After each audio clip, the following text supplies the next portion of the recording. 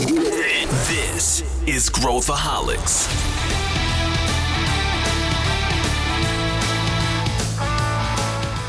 Olá, aqui é Pedro Weingärtner, eu sou o CEO da Ace Ventures e esse é Growthaholics, o podcast para quem adora inovação e empreendedorismo. Se você curte e acompanha o Growthaholics, avalie o podcast com 5 estrelas pela plataforma de áudio que você utiliza. Isso ajuda mais pessoas a encontrarem o nosso conteúdo e a gente fica eternamente grato a você. No papo de hoje, eu converso com Fábio Mota, que é VP de Serviços aos Negócios e Tecnologia da Raizen, e Matheus Quelhas, que é sócio aqui da Ace Cortex. Nós vamos tentar responder uma dúvida muito comum para muita gente que está inovando dentro de grandes corporações. Inovação aberta significa apenas se relacionar com startups? E quando a gente faz inovação aberta com startups, existem caminhos que são mais adequados, dicas que a gente pode seguir, a gente fala sobre isso e muito mais. Vem com a gente! Bom, estou aqui com duas figuras para a gente falar sobre esse tema aí que eu adoro. E já vou apresentá-los, depois eu faço a introdução aqui do que eu acho que os ângulos aí que a gente pode cobrir. E primeiro o convidado aqui, nosso convidado de fora, né? Fábio Mota, vulgo Mota. Tudo bem, Mota? Tudo bem, obrigado pelo convite. Eu já vou pedir para você se apresentar aqui, Mota, mas vou rapidamente aqui apresentar o Matheus Quelhas, que é o nosso líder, aqui um dos heads aqui da Ace Cortex. Tudo bem, Matheus? Fala, Pedro, tudo bem? Tudo bem, Mota? Bem animado para o nosso papo hoje e também oi para todo mundo que está ouvindo a gente, né? É isso aí. Matheus, que está no meio da neve, do inverno de Indianápolis, vai aproveitar a nossa gravação aqui para se animar e se motivar, né? No meio daquele blues, né? Winter blues aí que ele estava falando. E, Mota, rapidinho, para quem não te conhece, né? Você hoje, eu te conheço há vários anos aí, acompanhei muito aí da tua trajetória, que é brilhante, mas para quem não te conhece, fala um pouquinho do que você faz hoje na Raizen, e rapidamente aí da tua trajetória, o pessoal vai conectar imediatamente por que a gente te chamou para falar sobre esse tema aqui nesse episódio. Legal. Então, de novo, obrigado pelo convite, Fábio Mota. Eu estou aqui na Raizen desde a formação da empresa em 2011. Na verdade, cheguei até um pouquinho antes na Cosan.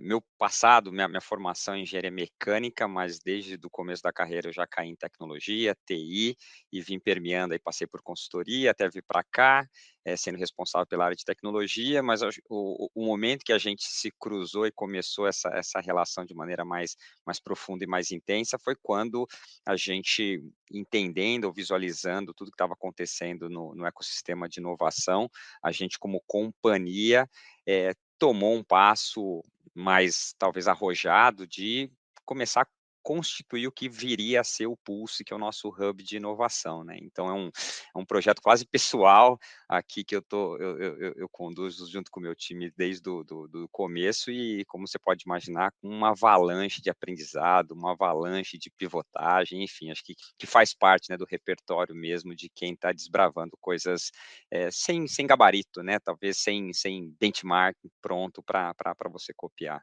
É dessa forma que eu me conecto muito com essa agenda e, enfim, estou super animado para esse bate-papo. Me identifico muito com isso que você está falando, Mota.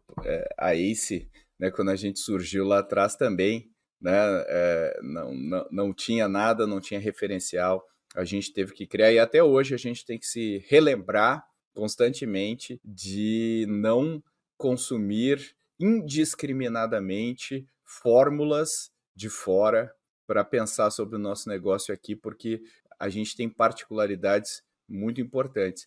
E o fato de você estar com o Pulse ativo até hoje, né, e a gente recentemente aí visitou a Raizen com uma turma da Future Dojo numa imersão que se chama Benchmark Field Trip, e a gente fala aí, você falou 1 hora e pouco sem filtro aí para o pessoal, e dá para perceber nitidamente a sua genuína preocupação em criar relações ganha-ganha com os empreendedores, né? Você até tinha casualmente, não foi combinado, tinha casualmente uma empreendedora que vocês, né, tem relação, e você falou, não, a gente poderia ter sido mais rápido com vocês, você foi autocrítico, né, no palco, e mostra que você está colocando aí os empreendedores em primeiro lugar. E eu queria abrir com isso, Mota, dentro dessa jornada toda que você fez, o que você aprendeu, né? Se você pegasse os maiores aprendizados sobre inovação aberta, tem muita gente muita gente está iniciando a jornada de inovação aberta e muita gente que pensa assim, e eu queria que você interessasse isso diretamente, pensa assim, vou trabalhar com inovação aberta, o que eu vou fazer? Eu vou contratar uma empresa que vai fazer um processo aí de aproximação com startups e pronto, estou fazendo inovação aberta, né? Aí crio um pitch day lá, chamo os diretores e tal, eles fazem perguntas, né? Modelo Shark Tank, o pessoal vai lá e avalia. O buraco é mais embaixo, Moto? O que você aprendeu aí ao longo desses anos? Vamos lá, tem uma série de histórias, dá para ficar aqui durante muito tempo, eu vou tentar ser conciso e aí você vai me provocando aqui para a gente tentar trazer os pontos. Eu gosto de dizer e contar que esse processo é transformacional para a corporação, mas é transformacional também para os executivos. Eu virei diretor muito novo, relativamente novo, quando comparado com a média de idade. Então eu sempre me vi como talvez um vanguardista, né? Porque você chega novo numa função, você é mais novo que a média, então parece que você está à frente. Quando eu começo a me aproximar, visito vocês lá, ainda chamava de Aceleratec, vou em outros hubs, tanto corporativos quanto esses que não estão vinculados a uma grande corporação, eu percebo que, na verdade, eu era um dinossauro. E é interessante, um dinossauro, na época eu tinha 30 anos, 29 anos, poxa, dá um tilt, né? De verdade. Poxa, eu achei que eu tinha a fórmula, achei que era arrojado, na verdade eu sou conservador. Então, esse processo de entendimento de contexto, de entendimento como é que esse negócio funciona, a gente começa talvez do jeito mais básico e óbvio, que é a gente contrata uma startup para trabalhar. E aí parece e ela dá errado, que na época gerou uma baita de uma frustração, mas hoje, olhando para trás, a gente até é grato, porque se a gente tivesse dado certo muito de largada, talvez a gente não enfrentasse a dura realidade de que trabalhar com o ecossistema para aumentar a chance dessa equação funcionar, dificilmente você consegue fazer sem mexer no status quo, né? Então, esse fracasso, vamos dizer assim, ou esse investimento, né? Depois a gente possa chamar de aprendizado, né? Mas esse acontecimento de uma startup que a gente contrata, começa a trabalhar conosco, que ela mesma diz que aquela tecnologia ela acreditava que não ia vingar conosco e por isso ela estava pivotando, foi até a forma que a gente, mais do que literatura, a gente experimentou, a gente viveu o que é a palavra pivotar, porque ela disse, olha, eu estou indo embora, desculpa, mas eu acho que essa tecnologia não vai vingar, então eu vou parar o desenvolvimento. E na minha cabeça, eu falei assim, poxa, beleza, esse negócio vai ser daqui 15 dias, 20 dias, 30 dias. Ele falou, não, não, eu acho que essa semana a gente podemos ir até sexta-feira, e depois a gente termina. A gente, poxa, como assim? Uma semana você não vai terminar o projeto? Ele falou, não vale a pena. Vamos pivotar logo. Quanto mais tempo a gente protelar esse fim que a gente já virou convicto de que ele é certo, é perda de tempo. Então já é um primeiro grande choque, né? A gente talvez uma vez que você passa um período estudando e você sai com uma convicção, talvez o mais natural, o mais normal era insistir fazer esse negócio funcionar a todo custo, né? E de fato eles estavam certos. Depois de muito tempo, a gente relutando e pensando se esse negócio tinha sido uma decisão correta ou não, a gente viu que de fato aquela tecnologia não vingou e talvez a gente tivesse levado aí 6 meses para concluir a mesma coisa que aqueles empreendedores concluíram de maneira muito rápida, né. Então esse já é um primeiro grande aprendizado. Um segundo que também para a gente ele é muito relevante, vale sempre discutir quando você pensa em como operar, toda grande organização tem uma cultura muito forte, com processos muito fortes, com mentalidades muito fortes. Isso faz da grande corporação a fortaleza dela, isso não é ruim, pelo contrário, isso é a grande qualidade. Só que como é que você coloca elementos distintos, novos, diferentes? Lá na época, é engraçado, eu via os hubs simplesmente como espaços coloridos, diferentes, fora do escritório tradicional. Quando eu entendo o porquê desse negócio, que é de fato você criar um ambiente no qual mesmo os seus colaboradores, os seus funcionários, quando vão para esse lugar, se sentem inconscientemente mais livres, aí você vê de verdade o poder e a força que tem para o bem e para o mal, a cultura estabelecida, né, o status quo estabelecido, né? Então, e você mexer, né? Já me perguntaram, poxa, como é que você o que que é melhor, né? É a cultura estabelecida, porque durante um tempo se vilanizou muito, né, a cultura estabelecida na grande corporação. E eu sou muito convicto hoje de que não é nenhum nem outro, né? Você tentar transformar a cultura de uma startup em uma cultura de uma grande organização, você vai fazer mal para ela. Só que você também querer virar de ponta cabeça a grande corporação e achar que ela vai virar uma grande startup também não vai funcionar. Então é você encontrar quais são as características que vão ter que ser mantidas e quais precisarão ser evoluídas, e como é que você junta essas duas coisas, é a complexidade dessa equação, que não tem gabarito, que não tem benchmark, tem sim muito aprendizado de cada caso, em cada condição, em cada cenário, em cada momento do tempo, para cada desafio, né? Então, esse entendimento e essa liberdade para saber que a gente ia viver momentos distintos, rodando playbooks distintos, ele ia ser necessário.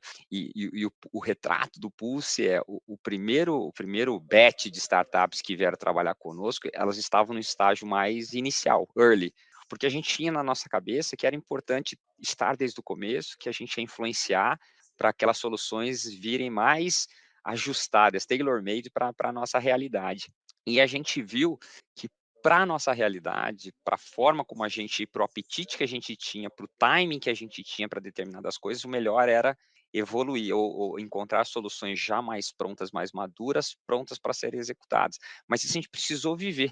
Então, se você me perguntasse lá atrás, você está tomando decisão certa? Lógico que estou tomando a decisão certa. A gente pensou, a gente discutiu, e o melhor é entrar em early. Mas a gente precisou viver esse negócio para concluir que não era o melhor perfil para aquilo que a gente buscava, para aquele momento, para aquelas escolhas, para aquelas necessidades momentâneas. Então, assim, essa não é folha em branco, mas pelo menos essa liberdade para poder pivotar. Então, por isso que eu contei o caso lá, desde a startup que decidiu pivotar e que deu essa grande lição para a gente, não se prenda tanto ao passado, vira a página rápido, né? Se você já percebeu, né? Não insiste tanto nesse negócio, já começa a apostar no negócio diferente.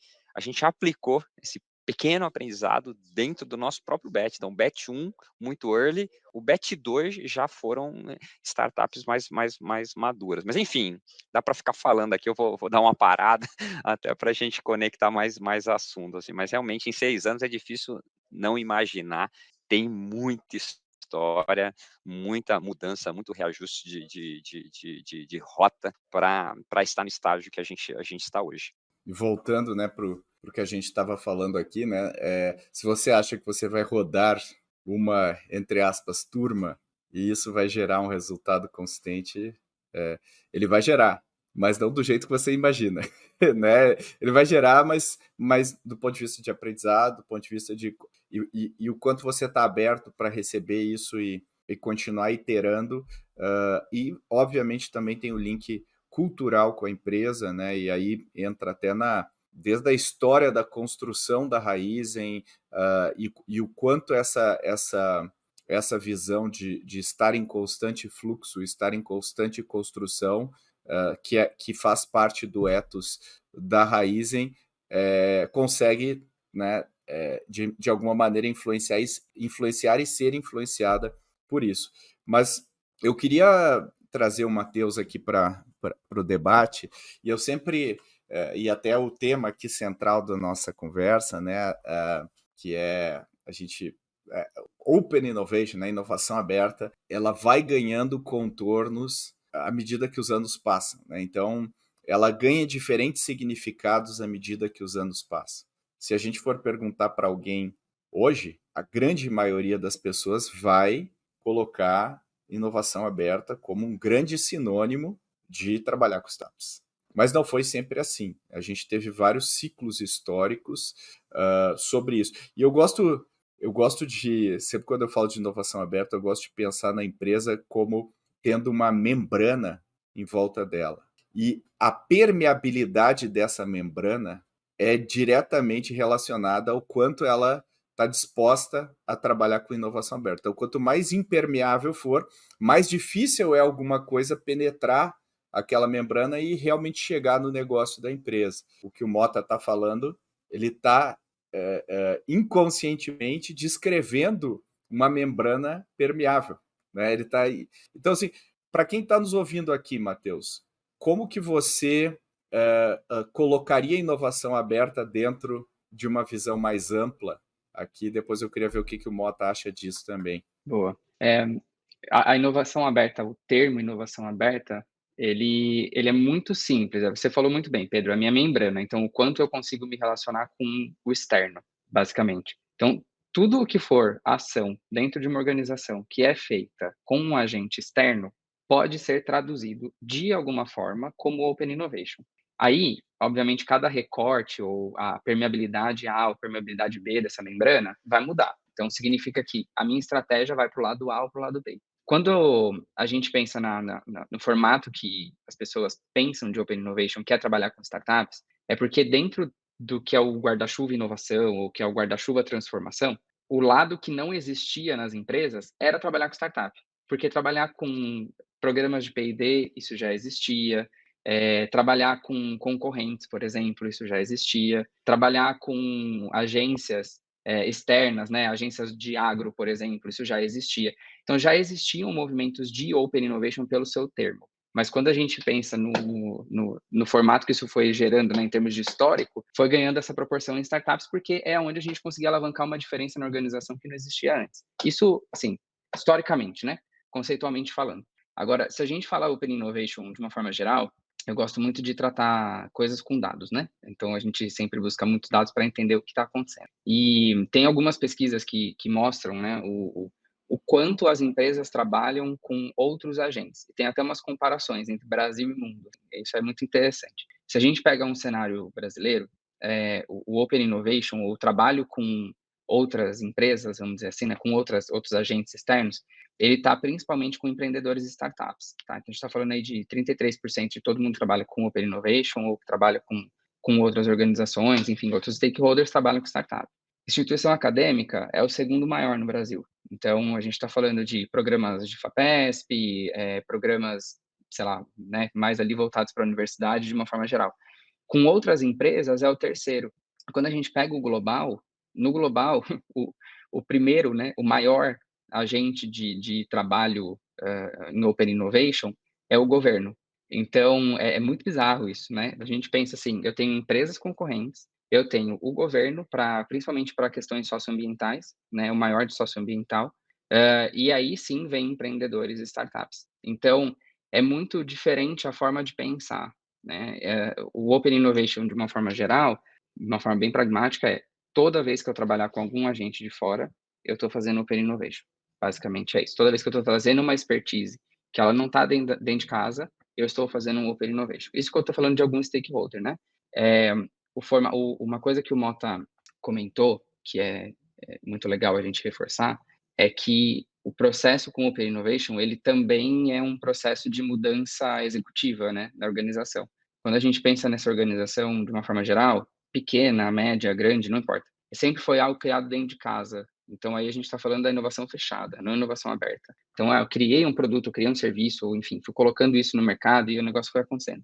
E aí pensa-se em trazer esses agentes externos para dentro de casa, literalmente em trazer para dentro, e não necessariamente em trabalhar em colaboração como um órgão A e o órgão B, que estão fazendo duas funções diferentes, mas juntas elas fazem coisas que sozinhas elas não conseguiam fazer.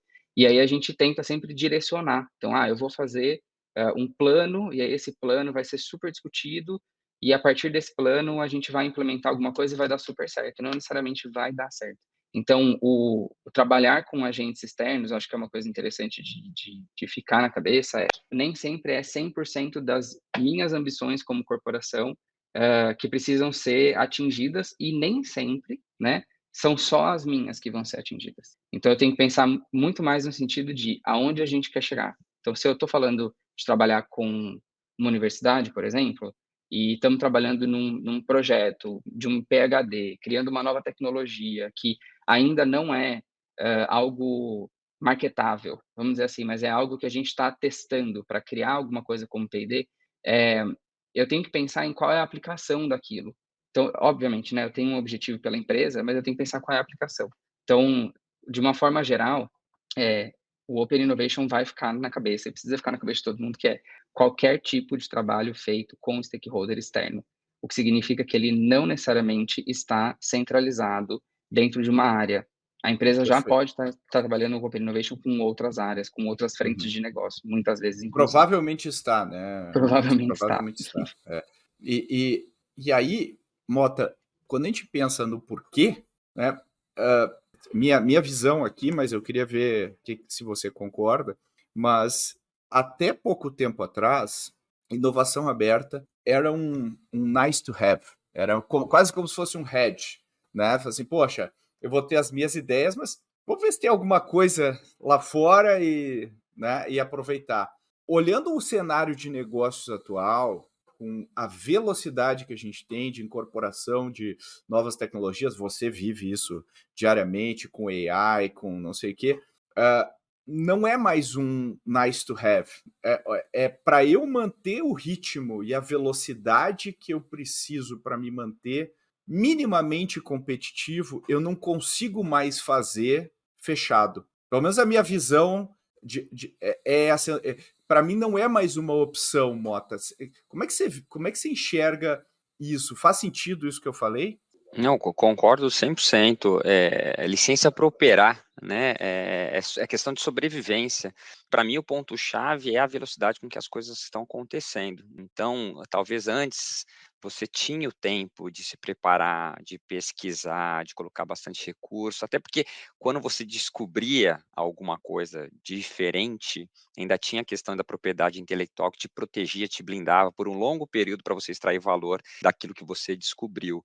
Com o digital e com a velocidade que as coisas estão acontecendo, primeiro que é mais difícil você não ser copiado com algum tipo de variação, que a propriedade intelectual não vai te garantir essa blindagem.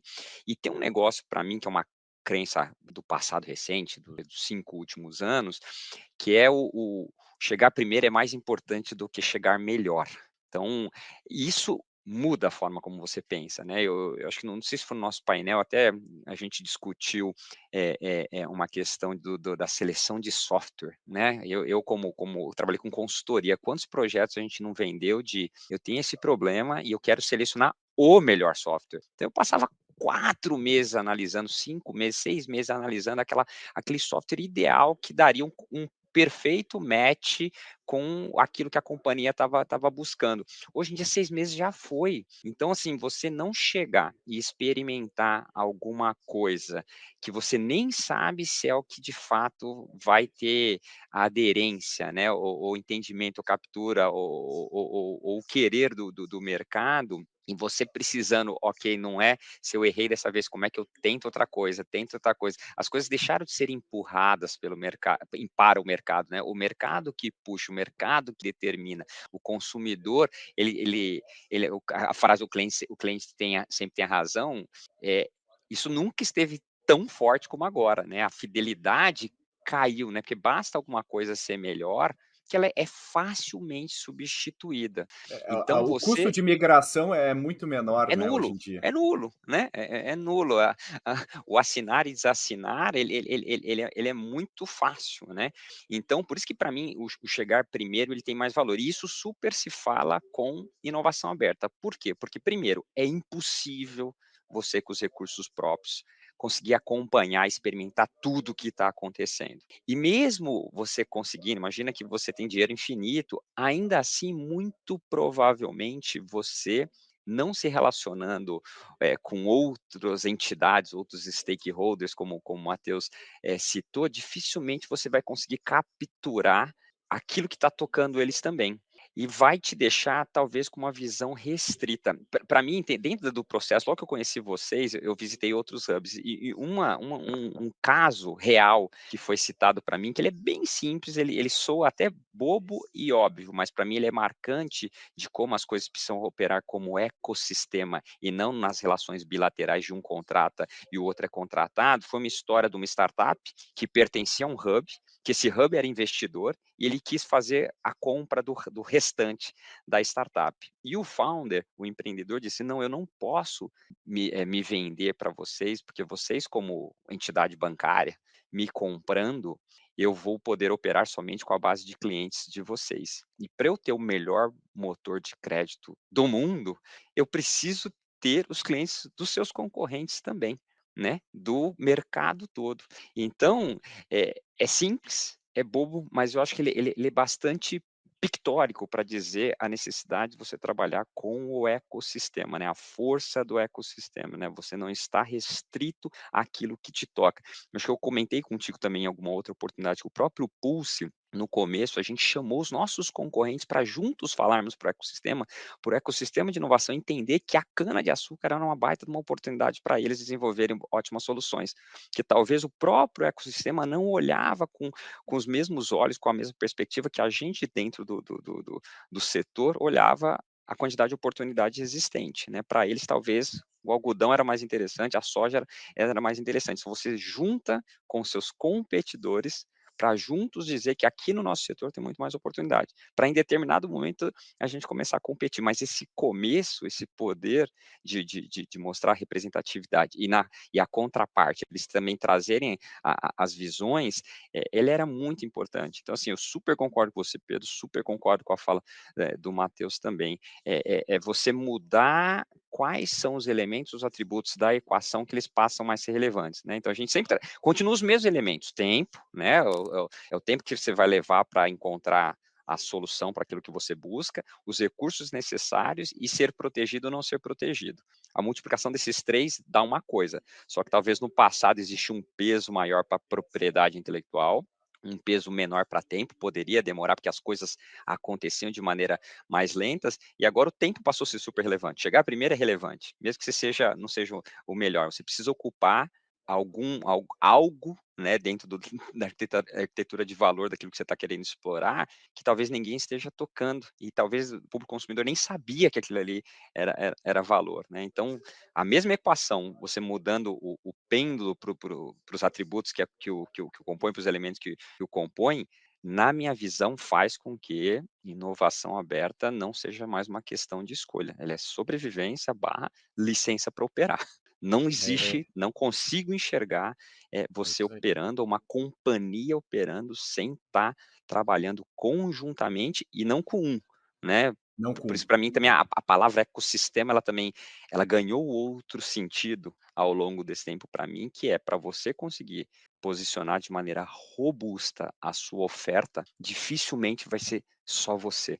Você vai precisar fazer parte de algum grupo no qual esses vários atores compõem uma oferta de valor única, onde é que todo mundo ganha, porque senão também está todo mundo motivado a deixar esse ecossistema no qual você faz parte, e aí você perde valor, né? Basta um elemento desse ecossistema completo te abandonar, você não vai conseguir entregar a melhor solução, né? Então, se o Uber precisa do melhor mapa, do melhor sistema de pagamento, do Uhum. melhor sistema de fidelidade, do melhor sistema de pontuação, do melhor sistema de login para compor aquela grande orquestração da oferta que é o serviço que é conectar motorista e passageiro, né? Não é só ele, né? Não é só o Uber, né? Tem muito elemento ali por trás. Para a grande corporação, a analogia é muito fácil, né? Dificilmente você vai conseguir entregar algo, você sendo o grande concentrador desse negócio todo, ou o único que vence, né? Então, por isso que Uhum. eu usei muito lá o ganha-ganha, quando a gente fala o ganha-ganha, ele precisa ser genuíno, porque senão esse conceito de ecossistema ele não para de pé, senão vira a relação cliente-fornecedor e ao longo do tempo esse negócio rompe. Não gera valor, não vai gerar valor. E interessante isso quando a gente fala sobre o valor da orquestração está acima, né, do valor das partes, né? Ou seja, né, o Uber, se o Uber não é muito bom em produto e saber né, que ele precisa de tudo isso e saber fazer tudo isso funcionar junto, por mais que ele traga as partes, o todo não funciona, né? E você falou também do alinhamento dos incentivos entre todo mundo, né? No momento que eu desincentivo uma parte, eu achei muito legal o que você falou sobre trazer o concorrente, né, para aumentar o bolo. E essa é uma visão que foge um pouco do empresariado brasileiro, especialmente, né, onde a gente tem o patrimonialismo como, né, é meu, o contrato é pesado, né? Então acho que isso é uma visão um pouco quando a gente olha alguns casos lá fora, né, especialmente no Vale do Silício, onde essa cultura de juntar as coisas rápido para colocar na mão do consumidor o quanto antes, porque chegar primeiro é aprender primeiro, e não ganhar o jogo, né? Mas a partir do momento que eu chego primeiro, eu começo a aprender. Eu acho que isso é uma lógica de negócio que não está ainda arraigada. E uma coisa que eu queria perguntar para vocês dois, na verdade, uma coisa que eu vejo nas trincheiras, quando eu falo sobre programas de inovação aberta, e acho que o Fábio vai conseguir também identificar isso, o Matheus também, que é um excessivo peso em eficiência operacional. Muito grande em eficiência operacional. E eu entendo por quê, né? Porque é muito difícil, a partir do momento que eu sou gigante, eu trazer um agente externo que imediatamente gera um resultado que move a agulha da organização. É muito difícil mover a agulha com qualquer receita que você vai falar na Raizen, né? Você vai falar, isso aqui vai gerar 2 milhões de reais. É muito pouco para você conseguir mover a agulha. Agora, se você traz eficiência operacional, é muito fácil você liberar 50, 100 milhões de reais pelo tamanho da operação. Então, para você criar um business plan, né, uma justificativa para aprovar aquele projeto, muitas vezes a eficiência traz, né, mais rápido esse retorno. Mas se a gente olhar na visão mais longa, né, a vantagem competitiva de trazer somente eficiência operacional, ela não se sustenta com o passar do tempo. Como equilibrar essas duas coisas e como criar o caso para algo que não necessariamente vai mover a agulha financeiramente do negócio no prazo? Então, vou começar aqui com o Matheus, depois eu passo a mesma pergunta para o Mota, porque acho que esse é um tema quente aqui, importante, né, para todo mundo que está ouvindo. Super. Mais ainda nesse ano, né, final de 23, começo de 24, porque a instabilidade macroeconômica é grande. Então, o natural das empresas vamos apertar o cinto, vamos olhar para a eficiência e fim, né? É o natural mesmo. Muito do que se faz no Open Innovation, Pedro, a gente traz essa licença para operar, que o Mota comentou, mas eu preciso fazer uma justificativa. Então, é óbvio que é muito mais fácil fazer uma justificativa de algo para eficiência operacional, porque eu consigo provar com ROI. Eu já consigo calcular e eu consigo provar. Quando a gente fala desses outros ponteiros, é um pouco mais difícil. O que precisa, então, para conseguir balancear, né, para conseguir fazer isso acontecer? Primeiro, dá para fazer iniciativas com ROI, mas também tem que fazer iniciativas sem. Para fazer isso, precisa ter alinhamento muito claro dentro da organização de que nem tudo está pautado no ROI. Tem que ser claro quais são os processos, né, quais são as fases de desenvolvimento. Vamos dar um caso de uma startup. Se a startup entra aqui, ela é early stage, ela muito provavelmente não vai mexer nada no ponteiro no primeiro momento. Mas o que a gente, como corporação, consegue dar de acesso, ou de tecnologia, ou de elementos para que essa startup se desenvolva, e aí, no futuro, ela possa trazer mais perenidade, mais saudabilidade também para o nosso business, mas para o geral. Então, acho que tem duas grandes coisas a se pensar, que não necessariamente o impacto financeiro é o que precisa para o primeiro momento, mas é o quanto isso aqui transforma a indústria ou transforma a cadeia. Então, eu vou dar um exemplo. Tem uma empresa chamada Lilly, é uma farmacêutica aqui dos Estados Unidos, e eles têm uma plataforma aberta que chama Open Innovation Drug Discovery. Então, basicamente, é uma plataforma para descobrir novas moléculas. E aí, eles juntam outras empresas, agentes de pesquisa, pessoal que está fazendo pesquisa, comunidade médica de uma forma geral, para trazer quais são esses estudos que estão acontecendo, de coisas que vão ser lançadas daqui 5 anos, 10 anos, tá? Então, a gente está falando de um prazo um pouco mais longo. Para usar os laboratórios, a infraestrutura, toda a expertise que tem a própria Lilly, e, mais do que isso, ter acesso à base de dados de todos os outros experimentos de outras pessoas que tiveram lá fazendo experimentos com moléculas.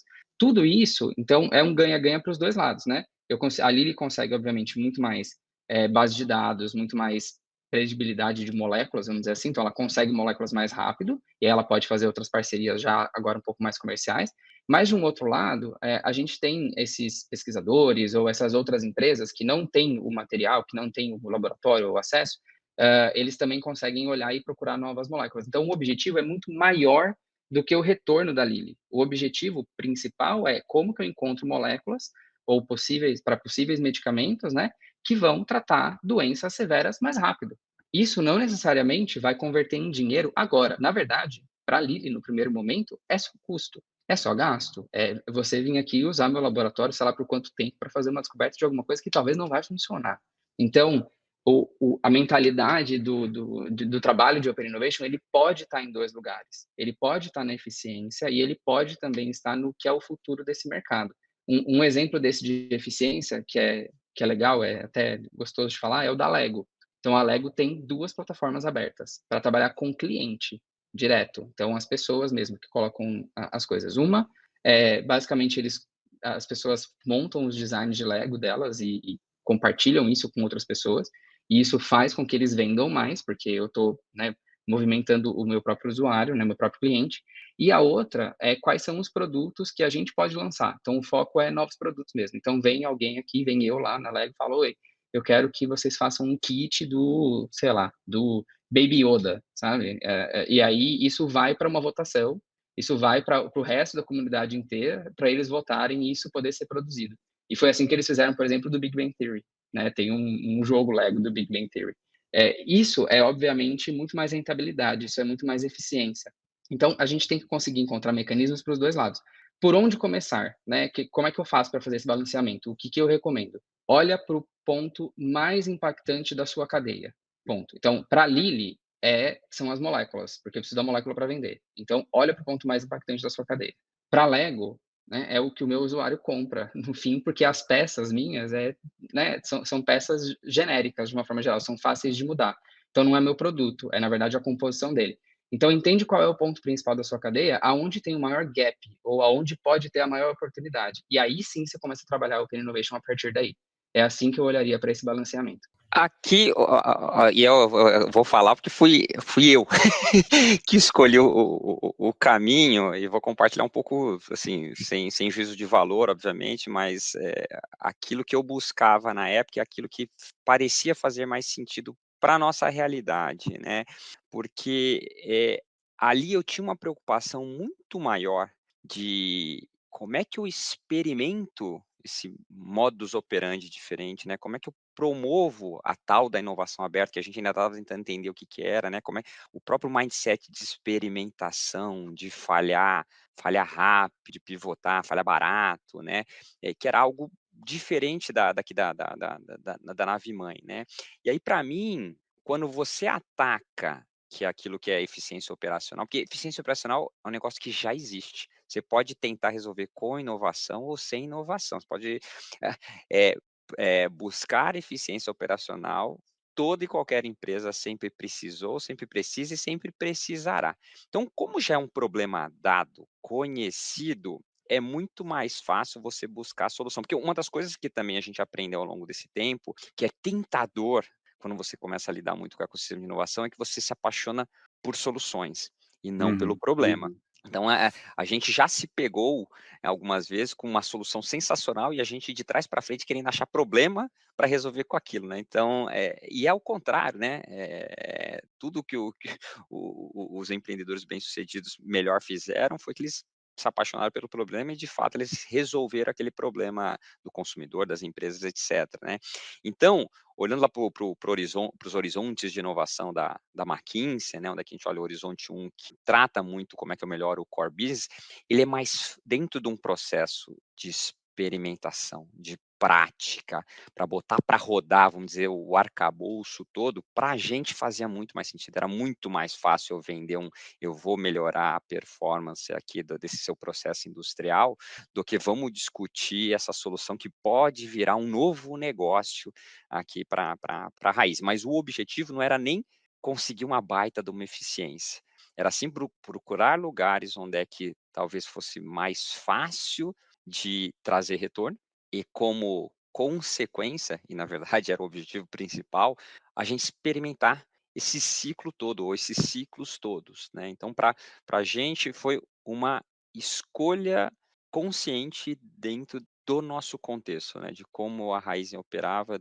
porque uma vez que se estabeleceu e a gente começou a viver e falar: "Ah, então se trabalha diferente, então na hora de contratar eu vou contratar diferente. Nossa, para a mesma problemática eu vou contratar 3 postulantes, não é que eu vou passar por um bid e vou escolher um só, não, não, você vai contratar os 3, porque os 3 têm abordagens distintas e a gente não sabe qual das 3 vai vingar, né, e a gente nem sabe qual das 3 vai funcionar melhor conosco". Então, que isso, quando você pensa em novos negócios, é mais óbvio ainda, né, porque como você está apostando em como o consumidor vai receber esse negócio, você muito provavelmente vai ter que experimentar 2, 3, 4 em paralelo, para daí sim você escolher experimentando e não estudando número, etc. Não, você vai ter que ir a campo, né, você vai precisar experimentar para dizer que esse negócio vai funcionar, né. Então, para o olhar externo, de fato, se você pegar todos os primeiros cases nossos de sucesso, foram olhando para eficiência operacional. Mas talvez o motivador tenha sido diferente quando comparado com outras organizações.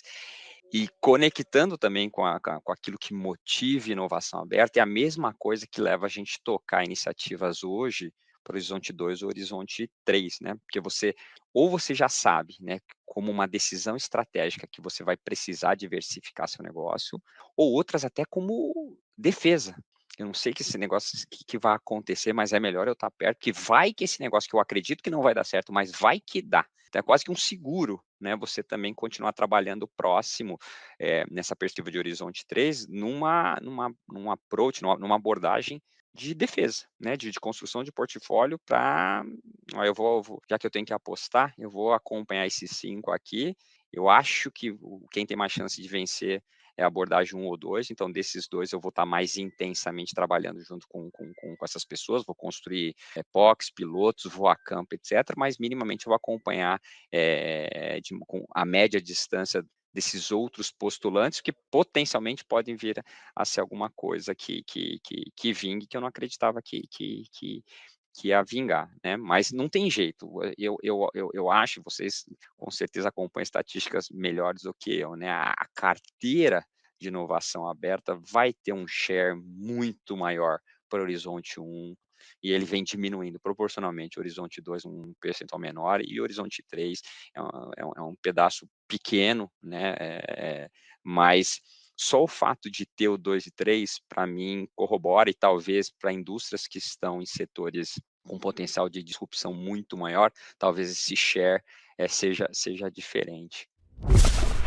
Se você está na área de inovação e quer aprender como dominar o tema da inovação aberta, que tem tudo a ver com esse episódio, não deixa de fazer o curso Open Innovation da Future Dojo. É um curso completo sobre inovação aberta. A gente fala desde como se relacionar com startups, as principais teorias, as principais metodologias que você precisa saber para dominar esse assunto dentro da sua organização.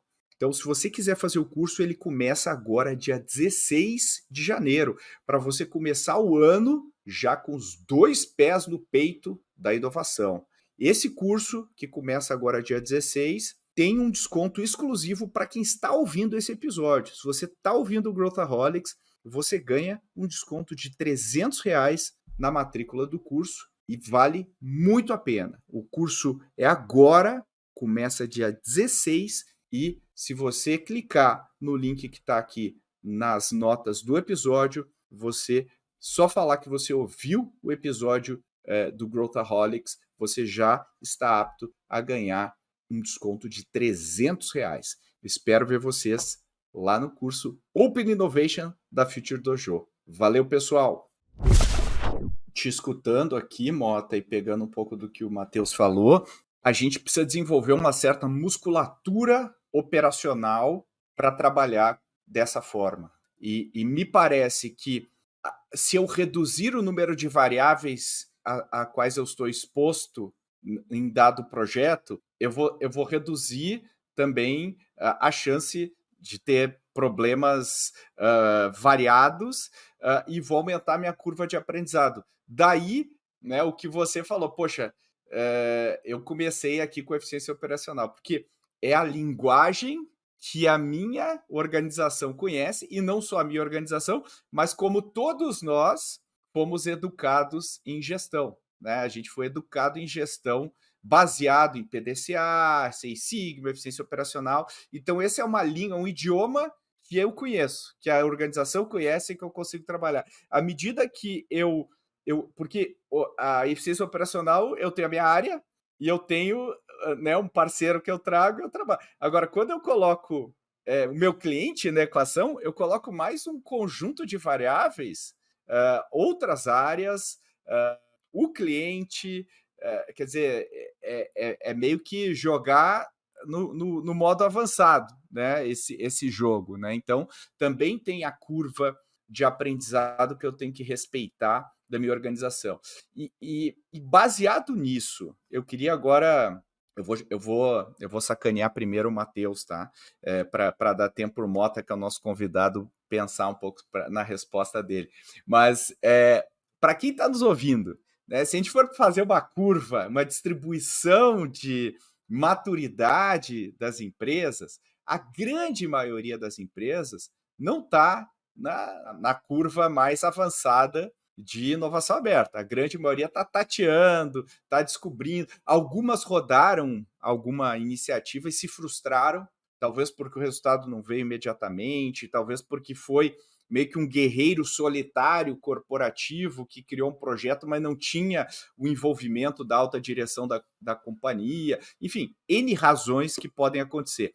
A minha pergunta para você, Matheus, começando, para quem está começando a trilhar esse caminho e quer, por exemplo, dar um passo como o que o Mota deu lá no... Pô, vou criar um hub, vou fazer um pulse do meu setor e tal. Esse é um caminho? Não, eu vou tatear, eu vou aprender. Como acelerar a minha curva de aprendizado hoje? Porque uma coisa é fazer isso há 8, 9 anos atrás, quando tudo era mato. A outra coisa é fazer isso hoje. Né? Então, eu não sei, aí eu tô até lançando aqui para o Mota, se ele criaria o Pulse hoje, do zero, se faria sentido, né? Porque o Pulse, pô, tem um branding que já foi criado, um trabalho árduo aí que quando tudo era mato. Será que hoje faz sentido eu ter essa ousadia? Ou melhor me juntar, ou fazer simplesmente as conexões? O que faz mais sentido? Então, começando aqui, Matheus, quais as dicas que a gente pode dar para quem está começando a trilhar esse caminho da inovação aberta e sabendo que provavelmente não existe uma resposta, né? Só dando esse disclaimer aqui, porque organizações são diferentes, setores, enfim. Mas fala aí, Matheus. Depois eu passo para o Mota aí, enquanto ele vai pensando sobre o tema. Sacana essa pergunta, hein, Pedro? Desse jeito, complexo. Eu vou falar de experiência e muito do que a gente vê aqui, tá? É só para quem está ouvindo aí ter dimensão. A gente já deve ter rodado ao longo desses 5 anos de Ace Cortex, mais o tempo de Ace Ventures, que já trabalhava um pouco com corporações antes do Cortex, já deve ter rodado mais de 150 programas de Open Innovation, de alguma forma, tá? Trabalhos nesse sentido. Ou seja, empresa e formato de trabalho não falta para a gente trazer experiência. Mas acho que vou repuxar e retomar uma coisa que a gente falou bem no começo. Não é o que está acontecendo lá fora que vai funcionar para mim aqui dentro. A gente abriu falando isso e eu acho que vai depender muito. Não sou advogado, tá? Mas vai depender muito. o que eu preciso fazer. Então, se eu tivesse no lugar dessas pessoas dentro de uma empresa, seja ela qual for, a primeira pergunta é: o que precisa ser feito para a gente começar a testar mais rápido? Essa é a primeira coisa. Então, pode ser que já tenha alguma área de negócio, vamos dizer, um mercado fabril, né? Já tem alguém ali na operação que já está trabalhando ou já tem mais propensão a contratar fornecedores com um pouco mais de risco, por exemplo, ou eu já tenho aqui às vezes na corporação, né, tem o compromisso 2030, compromisso 2050. Quais são essas linhas que a gente consegue puxar para trazer um trabalho de articulação? Então, a primeira coisa é, eu tenho que articular dentro da empresa como fazer o Open Innovation, basicamente. E eu não preciso ficar explicando necessariamente conceito, né? Eu não começaria por aí. Trabalhar com Open Innovation é um veículo, ele é uma forma de trabalhar. Então, eu já iria direto no impacto, no resultado. Então, se eu sou uma empresa que produz carro, por exemplo, eu diria assim, ó, tem uma startup X, uma empresa X, não falei nem que é uma startup, mas às vezes uma empresa X, que tem uma tecnologia IoT que, se plugar na nossa linha Fabril, vai reduzir o tempo tem possibilidade de reduzir o tempo de produção em 10%. Acabou. Assim, tá na lata qual é o impacto que eu trago para o negócio. Então, eu começaria por aí. Quais são alguns dos desafios hoje que eu posso trazer impacto para o negócio de curto prazo? E aí, a partir dessa mentalidade, desses experimentos, conseguir fazer a modificação de estruturas um pouco mais complexas. Porque muitas vezes o que vai travar não é nem a vontade da empresa de fazer alguma coisa diferente, nem o impacto que isso pode trazer. É o processo burocrático interno. Enfim, normalmente é isso que vai travar alguma coisa. Então, o Mota comentou lá atrás, né? Às vezes a gente pega 4, 5 startups de uma vez para um desafio específico, vai com todas, porque a gente não sabe qual vai dar certo. Tem empresa que fala, eu preciso de 3 fornecedores com a mesma oferta, com a mesma solução, linha de planilha de custo e tudo, para eu poder dizer qual que você vai contratar. Então, o problema está anterior. Para começar, eu tenho que encontrar como que eu viabilizo. Depois disso, então, depois dessa primeira dica de eu encontro qual o primeiro gap que eu consigo tratar e uma forma de trazer um impacto rápido no resultado, a partir dessa primeira ou primeiras experiências aqui, a gente começa a entender como que a organização funciona. E aí, quais são os caminhos que eu consigo encontrar um atalho, né? O shortcut, né? Total, né? Tipo, olhar e falar, beleza, aqui eu consigo cortar esse processo, aqui eu consigo cortar esse processo, para conseguir alavancar esse relacionamento com agentes externos. Aí eu acho que a partir disso, assim, eu estou falando de uma forma bem geral, tá? De novo, cada organização vai ser de um jeito, mas a partir desse segundo que eu entendi como que eu posso trabalhar com o externo, aí sim eu iria para uma análise mais robusta de veículo. Então, poxa, eu vou colocar um hub de pé, e aí eu tenho um impacto de mercado a partir do momento que eu coloco um hub de pé, né? Eu vou colocar um fundo de pé, sei lá, né? A gente vai super avançado fazer investimento. Então, aí são outros movimentos, né? Ou eu vou me associar a um fundo que já existe, ou vou me associar a outras empresas que já têm esse tipo de prática, né? Então, eu faria isso. Primeiro, encontre uma forma de gerar impacto, resultado, porque automaticamente você sensibiliza as pessoas a partir daí. Segundo, entende quais são os processos que você consegue pular e ir mais rápido.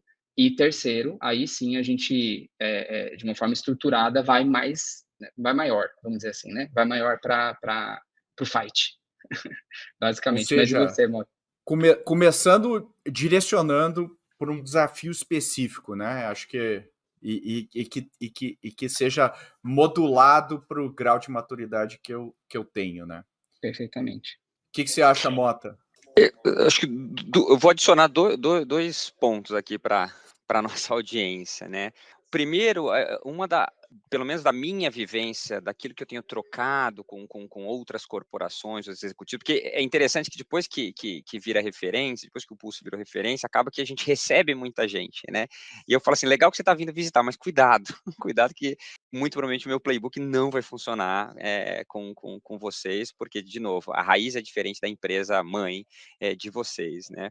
Mas uma das coisas que, pelo menos, me parece ser uma das principais causas de falha nesse processo é a história eu vou chamar de tropicalizar demais, ou adaptar demais. Porque, queira ou não, por mais que a gente diga que não tem uma receita, tem um playbook com um conjunto de práticas. E aí, obviamente, todo mundo tem que entender como que aquilo se encaixa no seu mundo. Mas talvez você ser muito desconhecedor ou conhecer pouco dos impactos que é de escolher fortalecer ou enfraquecer cada um daqueles atributos, talvez na hora que você monta a sua receita, essa receita está errada, ela não é ideal, né? Então, ok tropicalizar, mas cuidado, né? Porque pessoas ou iniciativas que começaram pequeno, mas rodaram o playbook completo, sabe? For lá, criaram fast track em suprimento, fast track em legal, combinaram as mecânicas de incentivos, combinaram qual que é o prazo, talvez um prazo diferente de medição, combinaram quais são os KPIs, por mais que soe burocrático, para mim é mais importante você combinar esses caras certo, com os incentivos certos, sabendo que eles são diferentes da nave mãe, e rodar o playbook inteiro, mesmo que pequeno, do querer começar grande, mas tudo customizado. Não, mas aqui vai ter que ser curto prazo mesmo. Aqui, ó, desculpa, a gente não pode ir com 5, aqui tem que ser no máximo 2. Aqui não, você pode trabalhar com startup, mas a planilha de custo tem que ser igual. Isso aqui pode, mas isso aqui, mas isso aqui não dá para abrir mão. Então, assim, por mais aberto que pareça o Pulse, na verdade, e até responder lá um ponto do Pedro, se eu criaria de novo, mesmo hoje, eu criaria de novo. Por quê? Porque o Pulse, ele é um veículo formal da governança diferenciada para tipos de iniciativa distintas, que vão, de fato, para o olhar do leigo, parecer que ela é mais frouxa, é mais facilitada. E não é. Para tudo tem ônus e bônus. A gente viveu um fenômeno aqui quando o Pulse foi criado, todo mundo queria trabalhar no Pulse. Eu quero trabalhar no Pulse. Falando, mas deixa eu te falar, você como executivo, como gestor, isso daqui são os seus desafios, isso daqui são as suas metas, que, by the way, são diferentes daquilo que você está acostumado a fazer. Você está acostumado a entregar projeto, que você vai ser exigido para um bom screening, para uma escolha de carteira, de acompanhamento diferenciado, encontrar vias facilitadas dentro dos processos formais, para viabilizar, encontrar a contraparte que não necessariamente entende como opera, que o projeto contratado de um fornecedor de tecnologia tradicional, tanto você como pessoa de tecnologia contratante, como o usuário interno da corporação, eles entendem como é que se joga esse jogo. Então, todas as condições de contornos estão favorecidas. Os desafios sobram, obviamente, para você entregar o projeto, mas o resto das condições de contornos, elas são conhecidas e dominadas. Quando você vai operar um ecossistema que tem um playbook totalmente diferente, todas essas condições de contornos são aprendizados para você, como quem está levando essa forma de resolver o problema, como também para quem está contratando. Que, na verdade, você nem pode mais se chamar de contratante. É todo mundo corresponsável por esse negócio. Você deixa de falar, eu contrato e você entrega, para eu co-construo, ou nós co-construímos. E verdadeiramente, by the way, não vai ser só com 2, vai ser com 5. E 3 vão falhar. Aí esse prazo é flexível. Então, assim, são vários elementos que você precisa constituir de combinados pré, que para mim são mais importantes, que é o que eu estou chamando aqui de playbook inteiro, né, do que você trabalhar para ter muitas iniciativas, nascer grande, mas customizar demais, né? Acho que esse bloco da grande corporação, entender quando tem que ir para a inovação aberta, ele é mais valioso do que qualquer coisa. Eu acho que em algum outro bate-papo também eu já devo ter usado, eu tô ficando repetitivo, velho, mas é a história em determinado momento, todo mundo queria levar sua solução para o celular. Mas, poxa, aquela operação, a pessoa fica sentada na frente de uma indústria. Não precisa estar no celular, porque o trabalho da pessoa é sentada na frente de um computador o dia inteiro. Então, você diminuir a tela da pessoa é pior, né? Mas teve um determinado momento que todo mundo queria levar suas soluções para o mobile, porque mobile first, né? E de verdade não é. Talvez a gente está vivendo agora, tudo se resolve com o AI. Não, realmente, tem muita coisa bacana para ser feita com o AI, mas tem um monte de coisa que não é. O mesmo vale para inovação aberta. Tem coisas que são propícias, né? É onde dá o match perfeito para resolver, mas tem um monte de coisa que ainda é pela via, eu vou chamar de conhecida, que demanda, que talvez para alguns eles chamem de burocracia, mas são as condições de governança para operar aquele tipo de projeto, aquele tipo de iniciativa ou aquele tipo de investimento, e tem um outro bloco que tem um pacote de combinados diferentes, com mecânicas e incentivos diferentes, que ganha e perde também, né? Porque parece que quem trabalha com inovação sempre tá rindo e tá feliz. Não, não tá não, tem muita coisa que dá errada também, porque ele tem um playbook também para executar, e não necessariamente esse negócio acontece como deveria, porque é difícil, né? Eu sempre falo assim, é difícil, senão tinha um monte de Uber, não tinha a estatística de mortalidade de startup que todo mundo conhece aí, que é gigantesca, né? Eu acho que são ótimos pontos, Fábio. Eu fico aqui refletindo. Eu acho que O que a gente fez aqui, eu acho que foi mostrar para o pessoal que o buraco é mais embaixo e que, né, tem muito método aí para você utilizar, né? Não é só sair fazendo. E isso que eu gostei, assim, do nosso papo. E aproveito aqui para agradecer muito aí, Mota, a sua participação, porra, todo o teu aprendizado e toda a tua jornada, e combinada com a tua cabeça extremamente aberta e querendo fazer, né? Eu acho que isso aí faz de você um cara muito diferenciado aí no mercado. Então, obrigado aí pela tua participação. Não, eu que agradeço, e minha cabeça não é aberta não, ela é em processo de abertura. Eu ainda tenho minhas convicções, minhas verdades, que às vezes são difíceis de ser rompida, mas a experimentação para mim tem sido uma grande escola mesmo. O ver, né, o ver e o sofrer, para mim, poxa, são 6 anos, né, 6 anos já deu. Não, todo santo dia tem alguma coisa, que nos faz revisitar aquilo que a gente já estava quase convencido, né. Puxa, aconteceu 5 vezes, não, agora estatisticamente, eu sou engenheiro, né, estatisticamente está provado que é. Aí acontece alguma coisa diferente que nos provoca a voltar para a prancheta e revisitar certos conceitos, né. Então, não vai parar de mudar, né, não vai parar a gente não vai poder parar de ter que revisitar uma série de coisas, porque está tudo mudando, né? As pessoas, a sociedade, as corporações, os mercados. Então, a gente vai precisar continuar nessa corrida maluca para acompanhar. Então, por isso que, para mim, a cabeça ainda está em processo de abertura. Mas super obrigado, assim, realmente foi muito legal aí toda essa troca, porque é sempre bom ouvir, né? Porque toda vez que vem um questionamento, pois se alguém está perguntando, algumas coisas para mim são óbvias, então talvez não sejam óbvias, mas será que também essa minha convicção, se está perguntando, será que ela está certa, né? Então eu gosto demais aqui desse tipo de troca e, de novo, super agradeço a oportunidade. Muito obrigado, Mota. E Matheus Quelhas, direto de Indianápolis, obrigado aí pela sua participação. Valeu, Pedro. Eu que agradeço a você e o Mota também aí por ter falado sem filtro, muita coisa, que é importante, é interessante, é assim que a gente gera valor. Acho que a gente está aqui num lugar de passar conhecimento, né? Passar a experiência. Quem está ouvindo, o nosso trabalho, nós três aqui, é conseguir passar alguma coisa nova para essas pessoas, seja lá o que for, né? Às vezes é repetido para a gente, mas para eles é novo. Então, eu agradeço muito estar aqui, foi um papo super legal, eu já aprendi muito aqui, né, só nessa conversa, então tenho certeza de que quem está ouvindo também, e vamos nessa. Boa, valeu pessoal.